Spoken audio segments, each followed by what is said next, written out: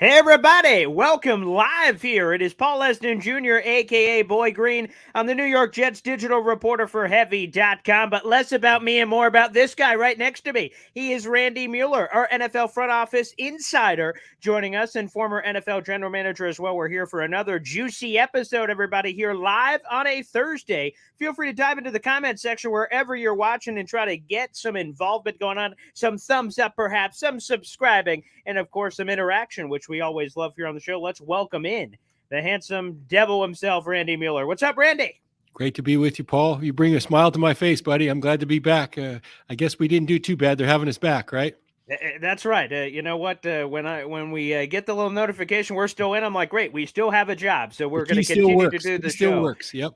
Yeah, the key card to the door still works, so we will keep working it here. We've got a fantastic show for you guys set up today, and we're going to dive right in and get right into my waters, of course, and that's the New York Jets and general manager Joe Douglas, who has some big time decisions to make. And it's interesting. I want to weigh this with you, Randy, with your experience being in that chair in multiple different NFL stops. And that's this: Joe Douglas, he's entering year number 5, technically off season 4. It was a unique structure with how Joe Douglas was hired after a free agency and draft. But he's coming into the picture as a guy that we kind of have a sense of who Joe Douglas is based on his history. And it seems like that philosophies that he's built his tenure on may be tested this offseason, because there is believed to be a playoff mandate on Joe Douglas and Robert Saleh, for that matter. So normally a very calculated guy that is very conservative in terms of trading away his draft capital may be tested, as the owner has already come out and Woody Johnson said, oh, we're going to be aggressive and we're going to do what it takes to solve that quarterback problem, which could combat what Joe Douglas would like to do personally. I want to dive into your mind here first, Randy. How do you combat that? Because as a general manager, it's not just you that you're representing an organization, and you have to weigh in a lot of different opinions coming from different places, and you weigh them perhaps with different amounts, whether it's coming from ownership, your head coach, the fans. How did you deal, in a general sense, with all that pressure coming in and trying to make decisions that were best for business, but also weighing in all of those key contributors? Yeah, I think it's a great point, and you laid it out well for the listeners. It can be convoluted and complicated for sure. I think when people get these jobs, or maybe the outside world sees people get these jobs, they think it's about sitting in a room and picking players. I got news for you, Paul. It's not the case. You have to be the head fixer. You have to be the Band-Aid guy. You've got to fix problems. You've got to deal with people. You got to solve these issues. You have to solve all these things. And a lot of times, guys don't get a chance to, because they come from as a scout or a director, or they've never had these seats before. I think you're probably right in that Woody Johnson wants to see progress. I think, like you mentioned, Joe's entering his 5th season. That's a long time for a GM. That is long term in our business. We used to say is about 2 years. So he's been at it a while. He should have accumulated those strengths of dealing with people, of getting everybody on the same page. But you ask, who do you answer to? And obviously the ownership is number one for the GM, without a doubt. But I think him and Robert Saleh have to solve these issues together. They have to be aligned when they answer the question of, what are we going to do at quarterback? What are we going to do with the first round pick? What are we going to do in free agency? The beauty of it is they're judged truly by the owner, but they're also going to be judged by the locker room. And the locker room knows. I've got news for you. Players know. Players know players. They know your issues. They know exactly what this team needs for the most part. And I think Joe seems like the kind of guy that has had a dialogue with certain players as well. I love to be around the locker room. I love to be on the sidelines during practice. I just like to listen. I like to know what the players are saying, because they do know. I used to say, you can't BS a BSer. So they know if you're telling the truth or not, and they know how authentic you are. So I would imagine Joe has a pretty good pulse for the locker room as well. It will be interesting to see how that works out. Unfortunately for fans, you can't really take their opinions into account at all. Right. Or the media, for that matter. Sure, it would be nice to solve a problem with a solution that the media and fans buy, but at the end of the day, he's got to do what's right for the Jets. And so he's in a tough spot when it regard to, he's not going to please everybody. But I'll be honest with you, that is every GM in the league. You cannot please everybody. You've got to sort it out, do what's right for you, be aligned with the coach, make the decisions as we go, and have a little plan for the short term and the long term. So they've got a lot of planning going on in the Jets headquarters right now. I don't know the specific route they're going to take, but as you mentioned, they have some questions that need to be answered. At the end of the day, it's a results-oriented business, and they probably do need to make the playoffs to survive all of the questioning from all angles. The arrows are coming, and Robert and Joe know that. So they've got to find a way to get some answers, not to keep the arrows away, but to actually win games, because that's what they're charged to do. Well, that's a beautiful segue into this point because, again, Joe Douglas has always been this long-term guy, sustained success, draft picks, and again, using the 2022 NFL draft, a lot of key pieces there. Garrett Wilson, Breece Hall, Sauce Gardner, and a lot of other ones, which are really tantalizing. But I ask you, with that playoff mandate hanging over their head, is there a shift in philosophy? Do you try to become a little bit what you're not? That's kind of an overarching statement for what it is, but, if Joe Douglas would normally, not want to sacrifice draft picks because he wants sustained success, but also knowing if he does not get answers this year, those future picks are going to be saved for the next general manager that replaces him. So it seems to be a fine line there from that perspective, Randy. No doubt. And I would think their needs are less now than they were a couple years ago.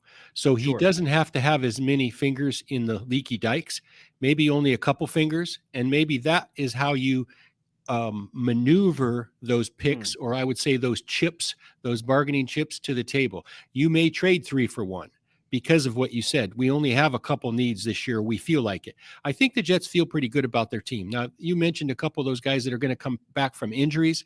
Obviously, Breece Hall is a big part of it. He got hurt. They've had some other injuries as well. So they got to plug those back into the equation. What they'll do now is they'll take a look at at exactly how the draft lays out. So they're going to have an idea of where they might go during the draft. I always did anyway, because then that led me into free agency. So if I knew what was going to be available in the draft, I knew what was not going to be available in the draft as well. And then I had to go that route in free agency. So they'll work the two together. They've been around the NFL. They're not lacking experience there. They've got to make the right choice or two in free agency.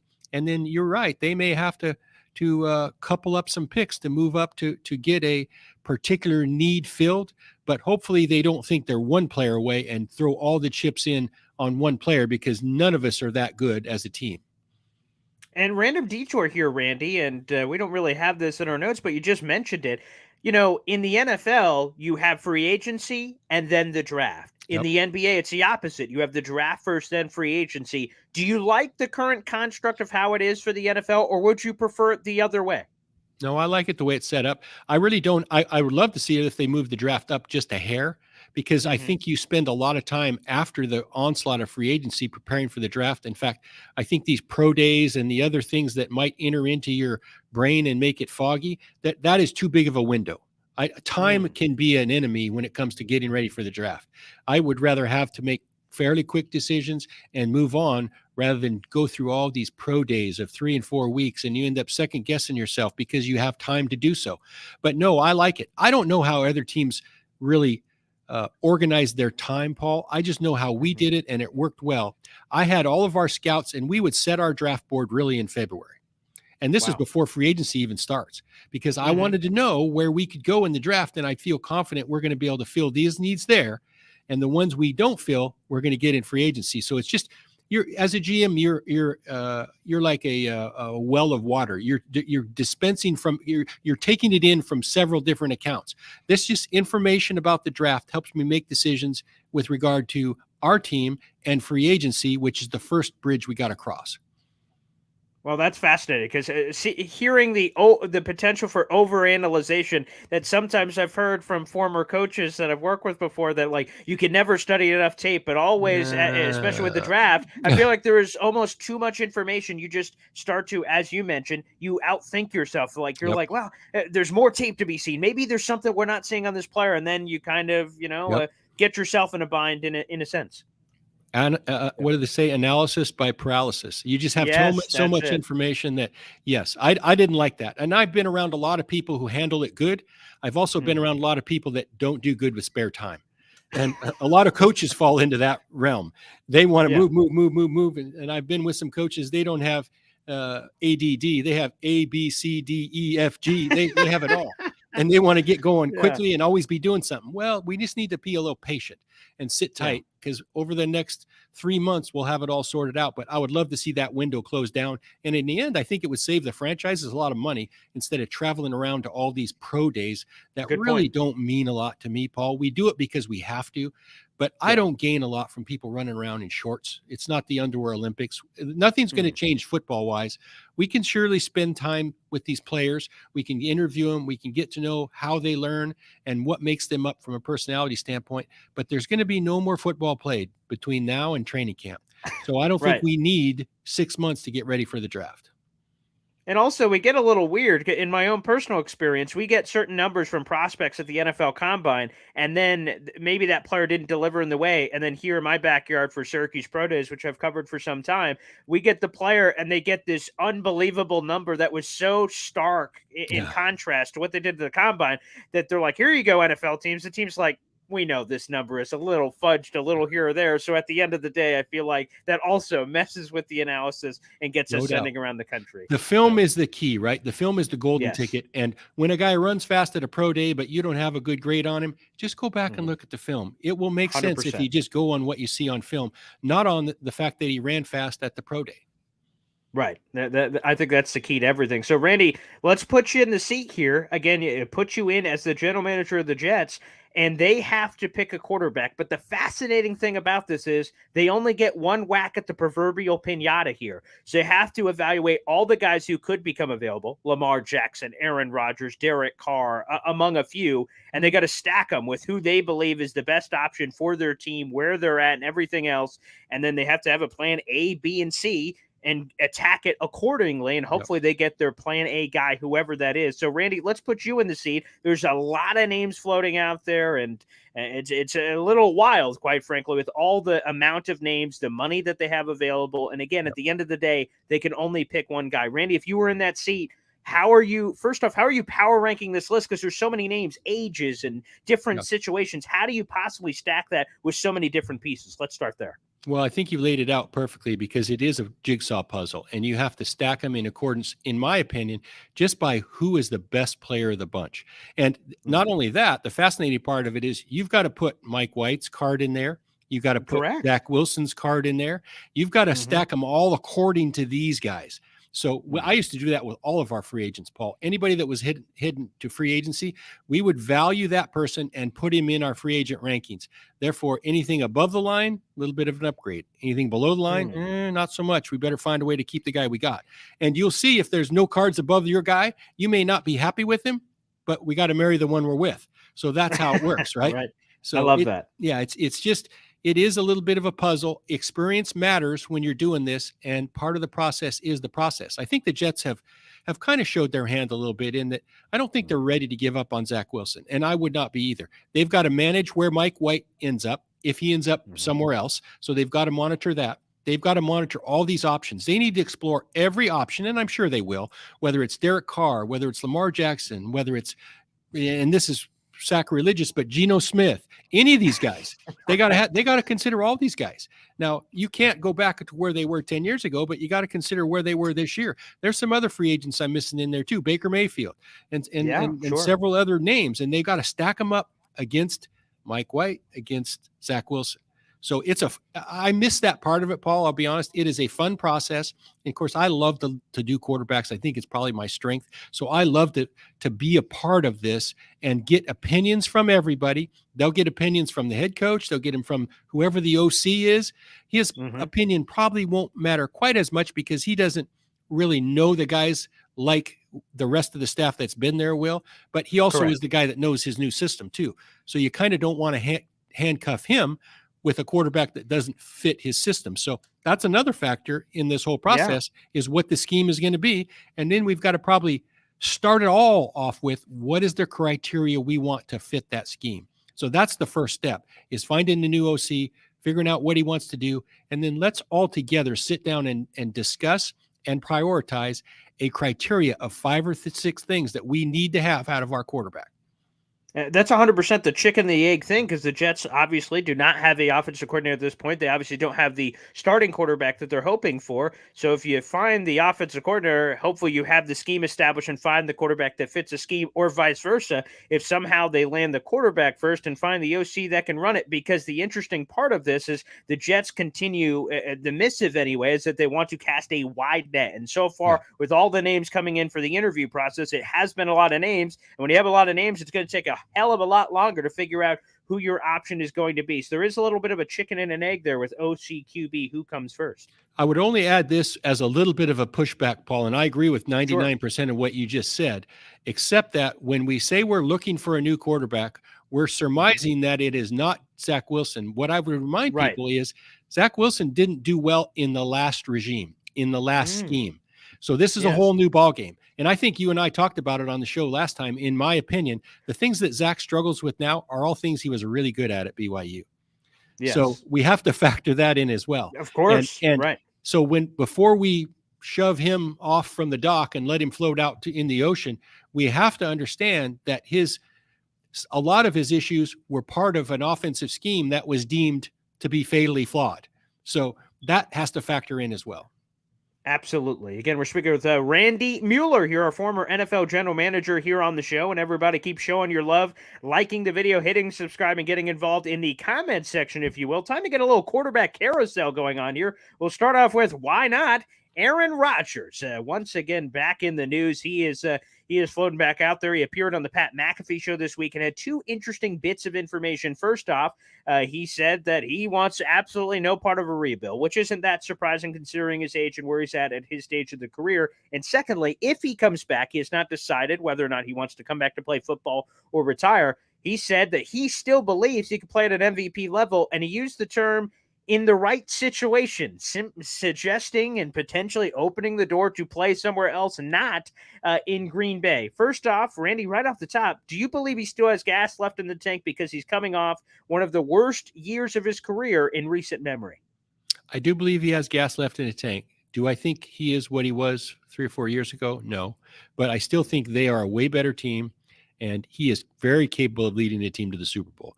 So that being said, yeah, I want him there. The Packers are a total different makeup if he's not there. Regarding his comments, and I would probably be as much critical or more critical of his leadership style than actually just what he's saying.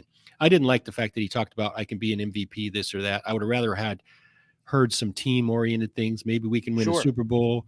I'll be honest with you, Paul. I don't care if he makes an MVP or not. I could care less. Yeah. And most GMs could care less. So that is his way, though, of saying I think I can still play at a high level. I think a lot has been read into that, but I think it really is him kind of sticking up for himself and saying this maybe not was my best year, but I got it in the tank still and I can do it. If it's not here, it's someplace else. What I really didn't like with his comments were all the other stipulations.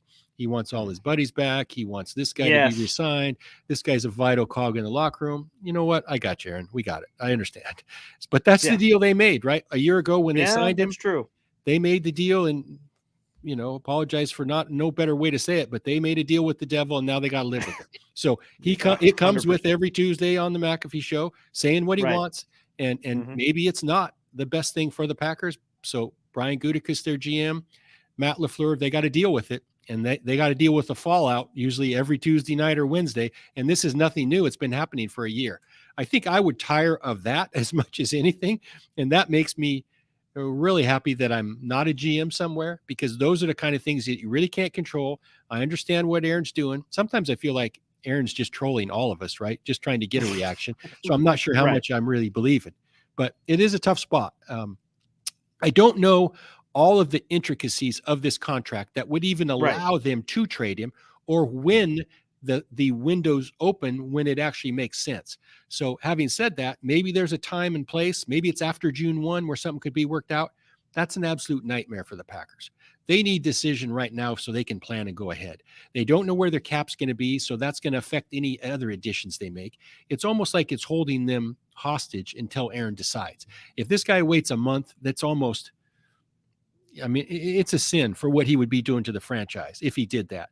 The fact that he's still playing all his cards and talking about maybe here, maybe somewhere else, I get it. We all can do that. He happens to be in a position because of the deal that they structured with him, that he can say these kind of things, Mhm. that would get old fast. But I understand how good he is, and I would want him on my team. It's just a tough spot to put the front office in, as long as he's letting them twist in the wind, and that's really what he's doing. Hopefully he makes a quick decision.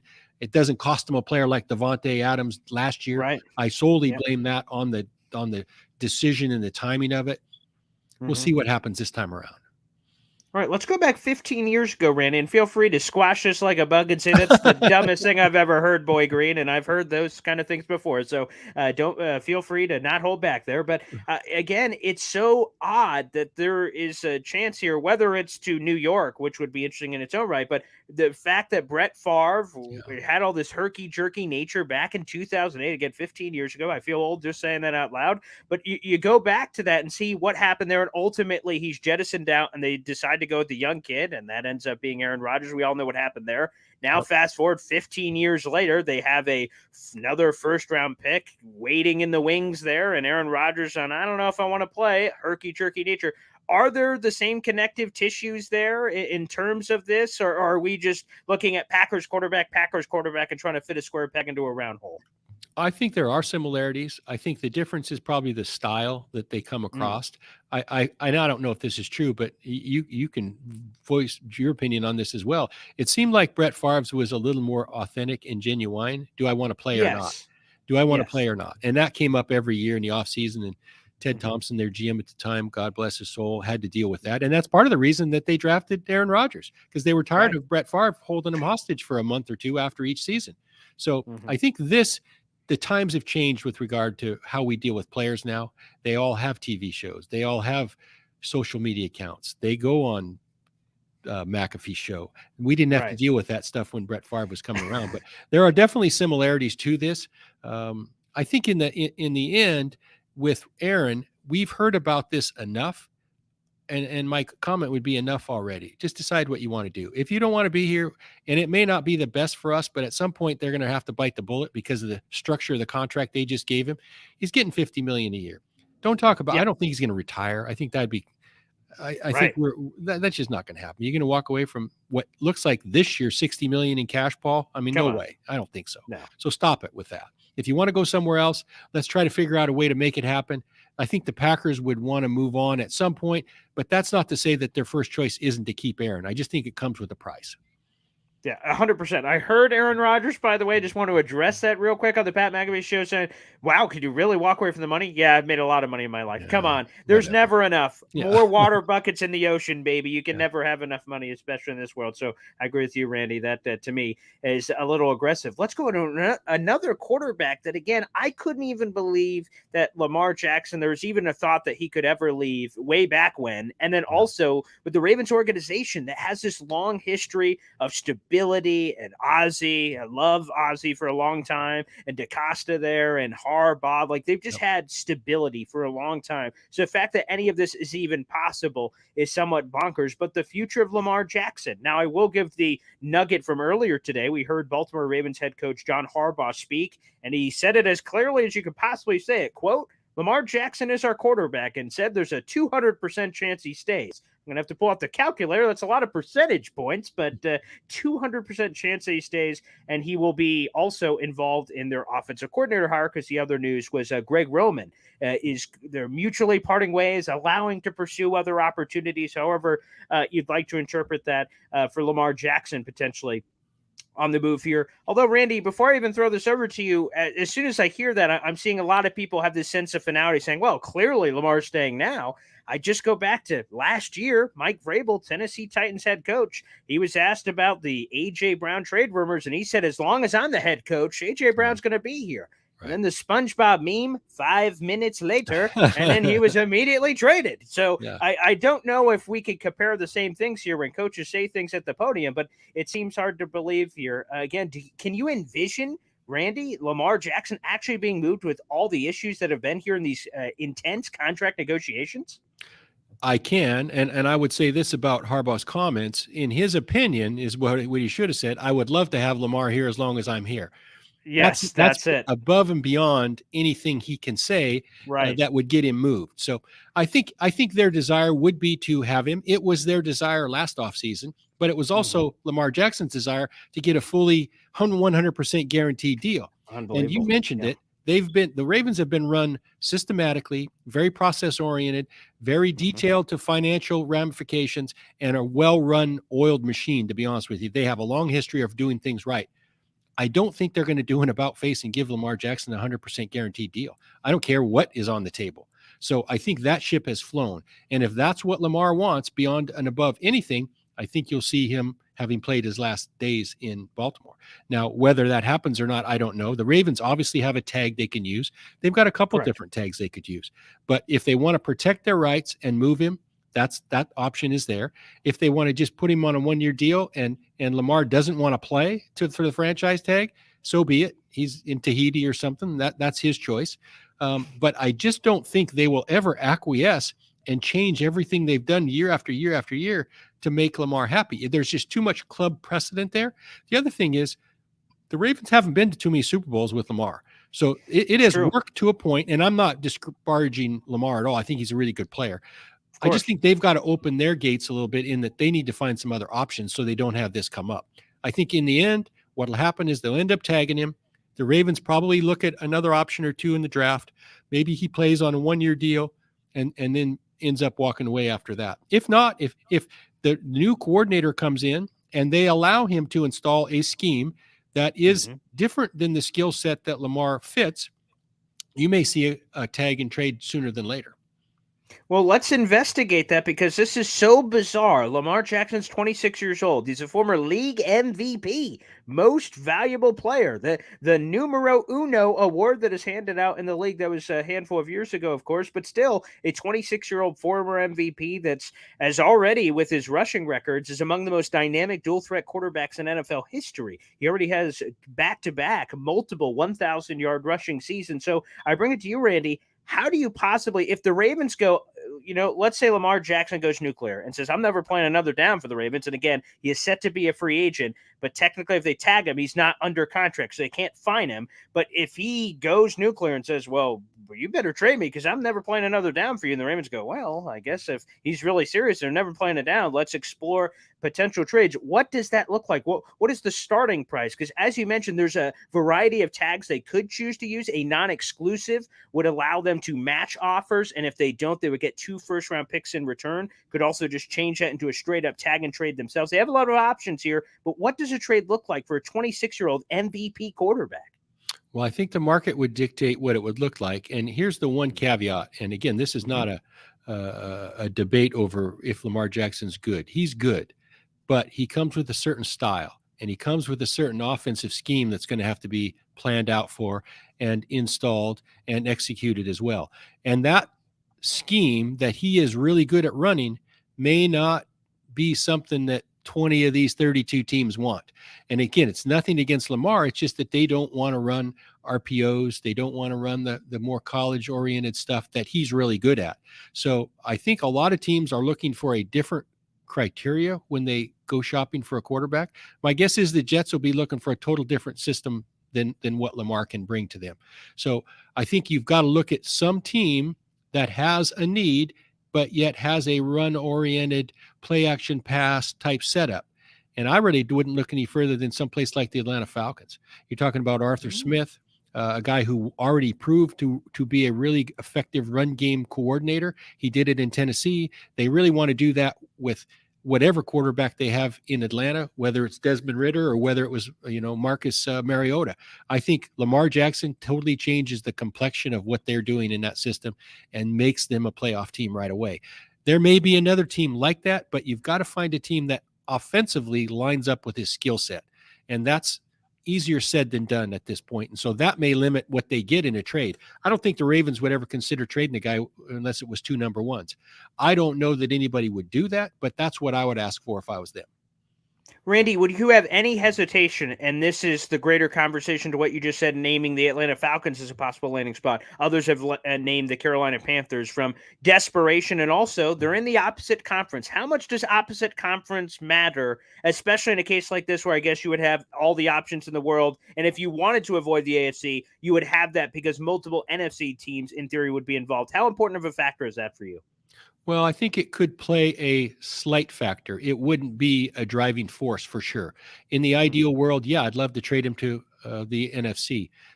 But if an AFC team is offering me a lot more, guess what? He's going to an AFC team. What I wouldn't do is trade him within my division. That's for sure. Yes, I think that opens the door to a lot of criticism that's not needed and doesn't make sense. So if it was an AFC team out far away in the West or something like that, yeah, I'd consider it. Say if Vegas wanted to do something, that wouldn't, shake his cage or shake anybody's cage really. But I think ideally you'd like to trade him to an NFC team.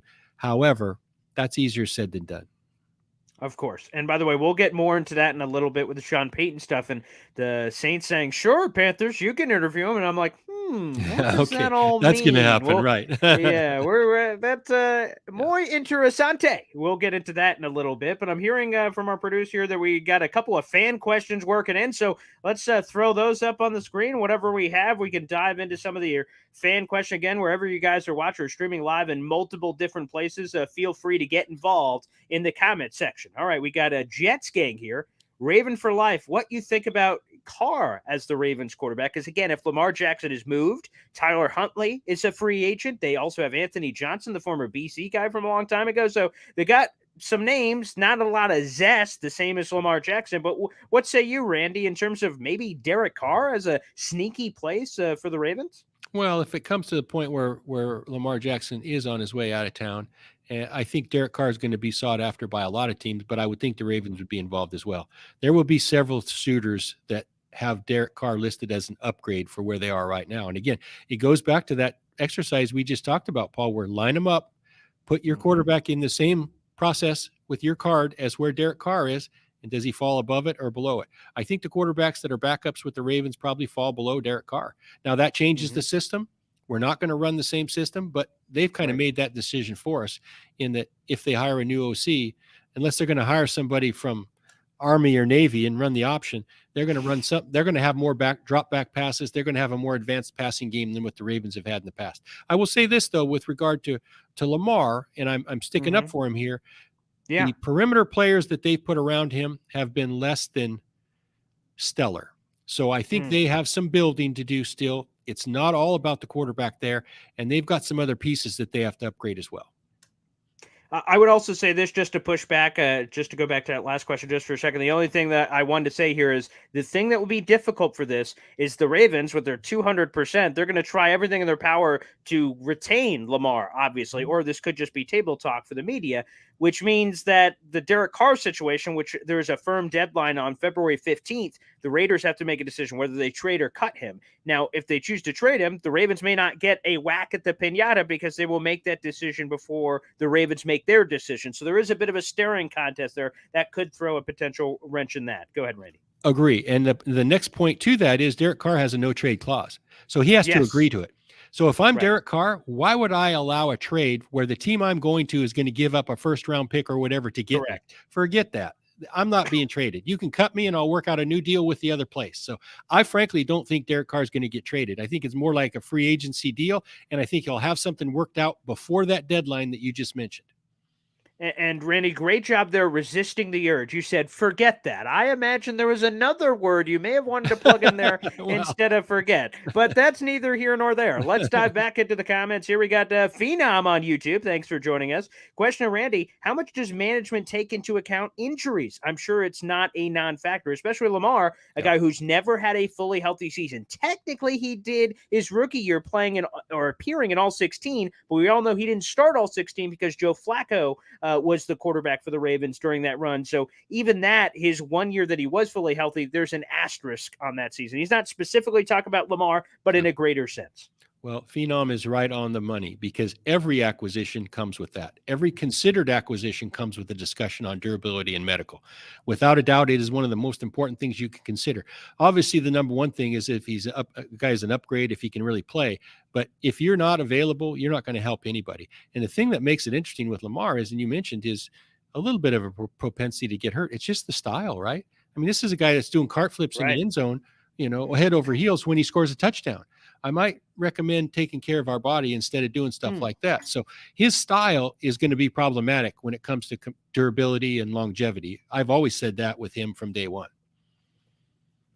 And the fact of the matter is that you may be willing to sacrifice a little bit of that because of his dynamic play, but you do wonder on a greater sense that with the elite speed that he brings to the table from Louisville, eventually that erodes. The player that comes to my mind is Chris Johnson, aka CJ2K, who is dynamic, a former 2,000-yard rusher, a great career for Chris Johnson. But as soon as the speed was gone, he was gone. And then all of a sudden, then you had to change things completely. So when that's your number one calling card and you lose that, all of a sudden, then what are you relying on to continue to be an NFL player? I think that's another important factor. So, Phenom, thank you for that one. Let's go here. We got RKO 316632. Nathaniel Hackett and Aaron Rodgers, Byron Leftwich, Tom Brady, Greg Roman, Lamar Jackson reunions. Which one is most likely for New York? We're streaming live on my YouTube channel, youtube.com/boygreen25. Shameless promotion. Thank you very much. And so we're getting a lot of Jet fans in here. If you have the choice of these three combinations, because again, Hackett is a free agent. He interviewed with the Jets for their offensive coordinator. Leftwich was just fired earlier today by the Tampa Bay Buccaneers, and Greg Roman mutually parting ways, which is the way I've broken up with every girlfriend in my life. I want to make that clear to everybody in the room. So when you look through all three of these, Randy, which one is the most likely potentially to happen in New York with an offensive coordinator and a quarterback reuniting in a new locale? Well, I don't know which one of these guys would go to New York, to be honest with you. I can't see Jackson ending up there. I can't see Rodgers ending up there. And Brady, that would be kind of sacrilegious, wouldn't it? Something would be messed up if he ends up going to the Jets, but I guess crazier things have happened. So I do think there's a chance that Hackett and Rodgers end up together, but I think it'll be back in Green Bay. So that may occur. It just won't be in New York. That's for sure. Yeah, that's the same thing. Again, it's hard to imagine Brady ever coming here. Although I will give a shout out a good Jets fan before we started the show sent me in. Joe Namath was on national radio and he was asked about Aaron Rodgers in this case, but you can connect the dots for multiple of them. And he was asked about the potential of Aaron Rodgers coming to the Jets. Joe Namath, Broadway Joe, the legend himself, said he would welcome it, and he said he would even be willing to give up the number 12 jersey number, which is retired, to give it to Rodgers. And again, Brady also that of the number 12 jersey number. So, wow, I didn't imagine old Joe Willie was going to be willing to shake that one, but I guess anything for a quarterback here in New York. That's right. Or perhaps from that perspective. All right, let's go through a couple more questions here, and then we'll get to a couple other segments here. We got Conbaru San here joining us on YouTube. Thanks for joining us, pal. Why do you guys think Mayfield is being overlooked so much in the quarterback conversations? In terms of playing style, he is similar to Zach, a veteran version of Zach maybe. Wouldn't that be a good camp quarterback duo? And I will say right off the top that this has not been an overlooked conversation for Randy Mueller since we've been doing this show. He has brought up Baker Mayfield several times in a few different lights, both in the Rams conversation of potentially keeping him as a unique option with Stafford's injury history, and we've mentioned it as a potential option for a few other teams as well. So this is not falling short on Randy, but in general, Randy, why do you think he has kind of fallen through the cracks here in the quarterback conversation? Well, I think mainly because he's struggled in the first two spots he was. I think when we've talked about it, his best spot might be right where he's at in LA. I think in this case, and the listener has pointed this out, I just think it's a different skill set within these two guys. I think Zach Wilson has a total different skill set and mindset than where Baker Mayfield is. I think Zach can make all the throws. He can change his velocity. He has touch. He can do a lot more things for me. It's just my opinion. Baker is more play action pass oriented, more structured. You're going to have to throw the ball to some predefined receivers. And I think that's where Baker shines. I think Baker has struggled to find the right fit for himself. I think having Sean McVay coach him the last month, he may have never been better. and I think he enjoys that. I happen to know the people surrounding Baker a little bit. I think it's a really good fit for him. Hopefully the Rams can work something out, because I don't know how long Stafford's going to play. I think that's probably as good a spot as Baker is. And the other thing is, change is sounds great, but this is Baker's third team, and I don't think he wants to have a fourth team in his first 4 years in the league. So I think probably more than even when he got there, I just think it might end up being a good fit. They've worked out the money, and there is a potential for not Jared Goff, Matthew Stafford to pass the baton to Baker whenever that is. Yeah, I'm not going to push back on any of that, and I agree. Randy did a really good job of explaining why he believes he's been overlooked in that front category. The only thing I will say on the Jets category is the Jets have been very open from their side that they want to be very aggressive with the quarterback conversation. And a Baker Mayfield, even from a perception standpoint, that has been a bit of a journeyman here, kind of jumping between multiple spots. I don't think that would acquire the same zest and sizzle that Woody Johnson may be looking for from that perspective. So I think that's why maybe a good quarterback camp duel, but I think for the Jets, I don't think they're looking for a camp duel. I think they're looking for an answer, a solution to their problem. And rightly so. But I also think the fact that Zach Wilson is still there, and no matter what anybody says, that could act as a little bit of a deterrent for a quarterback to come there. Very well could. If I'm somebody coming in there and they say, yeah, we're going to move on from this guy, was a second pick in the draft, I don't know how much of that I'm believing. Yeah. If you really want to make me comfortable, you probably have to cut this guy. And I think the Jets would be crazy to do that. So I think it's going to be a little harder for the Jets to obtain somebody. And everybody says, well, just pay him. I don't know that that's possible. I don't think money's going to determine it. I think that chair as Jets starting quarterback is kind of half filled, maybe a third filled already. And whoever's coming in there is going to want the full chair all to themselves. Why would I go compete with a former second pick in the draft when there's better options for me? That's all. 100%. Let's get one more question in, then we'll get back to our segments here. And we got MM Morris joining us on YouTube. Easier to build an offensive line than land and pay for a guy like Lamar? Interesting. Randy, you have thoughts? I do think it's easier, and I love the fact that that people realize that the offensive line is the key. And I think everybody has different philosophies in how they do that. Mine happens to be, and it's worked well for me, I'm going to draft tackles. I'm going to sign a center, because I want a veteran center that has been through the wars, who knows how to communicate, who can make all the calls. I want somebody that not necessarily someone else is trained, but I want someone that's not going to be surprised by anybody. And then I'm probably going to fill in at guard. So I think that can be done, maybe not on a year-to-year basis, but surely in 3-year increments, where we're going to draft tackles, we're going to develop them, we're going to sign a center that's a veteran guy to lead the whole crew as the communicator, and we're going to fill in at guards with reasonable deals. And that's not devaluing guards. I just think those are easier to find, and you can get better bargains for the fit that you want to have on your, depending on your schemes.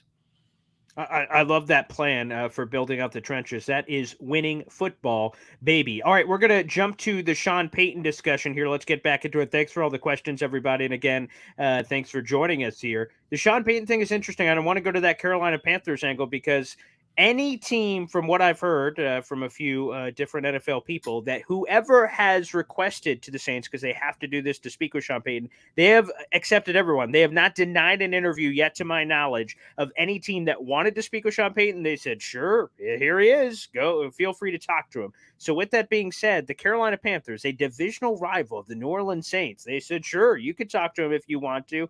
And I've heard some whispers out there that, that maybe this is just simply to raise the price of everybody else. Why would you deny someone to talk to him? That's only going to help your case.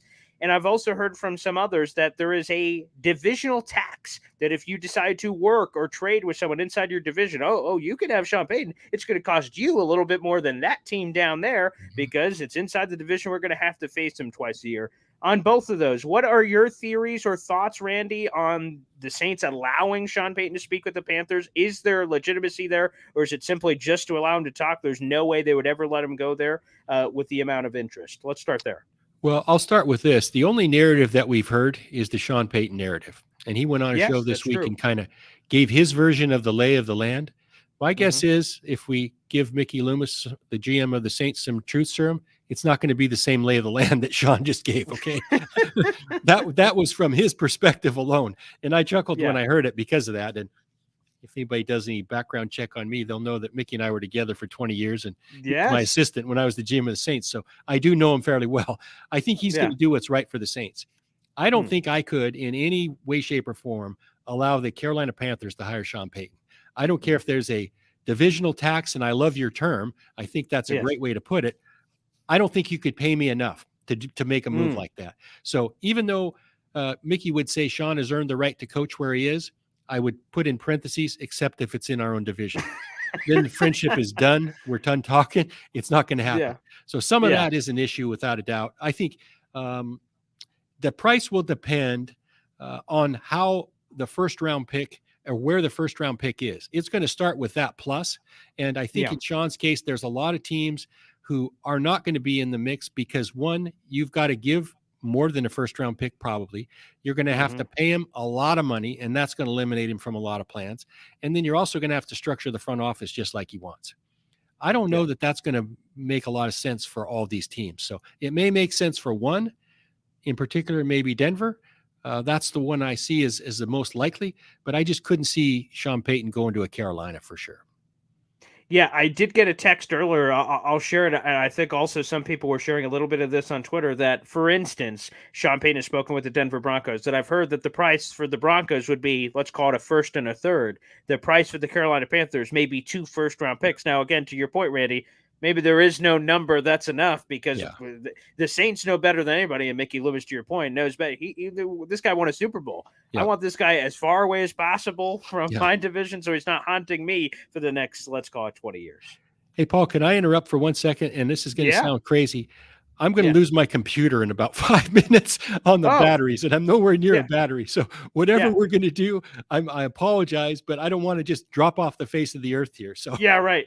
And not wonder. So I appreciate that, Randy. So with that being said, let's empty out the GM notebook while we still can, while there's still battery life on Randy Mueller's laptop.